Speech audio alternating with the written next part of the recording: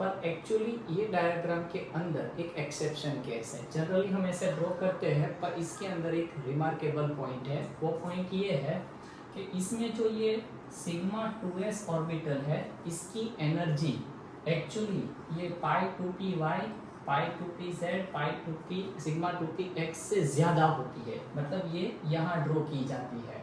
Okay, तो अगर simply अगर हम CO मॉलिक्यूल की बात कर रहे हैं तो मॉलिक्यूल की ऐसे डायग्राम चलेगी।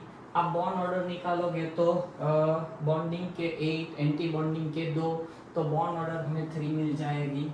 ओके, सब कुछ सही चलेगा। पर अगर हमें CO प्लस मॉलिक्यूल की अगर बॉन्ड ऑर्डर निकालनी है, या तो उसका डायग्राम ड्रॉ करना है, या तो इलेक्ट्रॉनिक कॉन्फ़िगरेशन लिखनी है, उसमें सब में दिक्कत आएगी।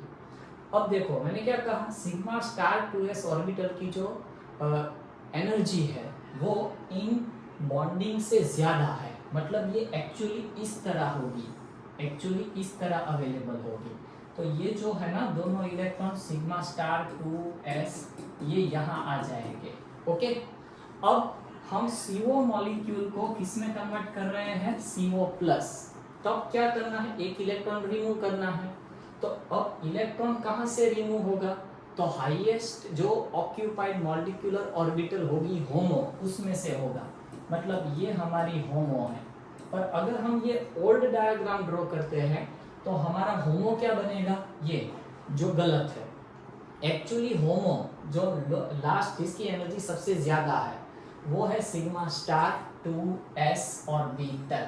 ओके, तो अब जब CO प्लस में कन्वर्ट होगा तब क्या होगा, एक इलेक्ट्रॉन निकलेगा। पर वो कहाँ से निकलेगा, तो वो इलेक्ट्रॉन हमें sigma star 2s anti bonding orbital है वहां से निकलेगा।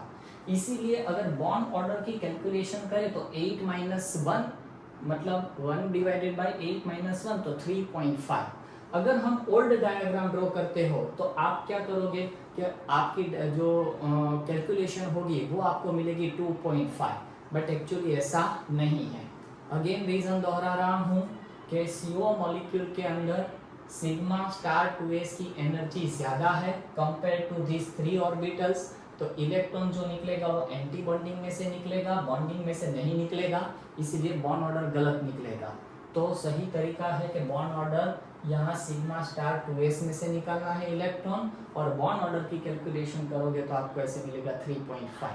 ये मेरा छोटा सा प्रयास था जो भी डिस्कशन चल रही थी, शायद अब आपको ये प्रॉब्लम सॉल्व हो गया हो। दूसरा, प्रैक्टिकली ये बात प्रूव हुई है कि CO की जो बॉन्ड लेंथ है वो 1.128 एंगस्ट्रॉम है, जबकि CO प्लस की जो बॉन्ड लेंथ है वो 1.115 एंगस्ट्रॉम है। मतलब CO मॉलिक्यूल की कंपैरिजन में CO प्लस की बॉन्ड लेंथ छोटी और ये स्टेबल है।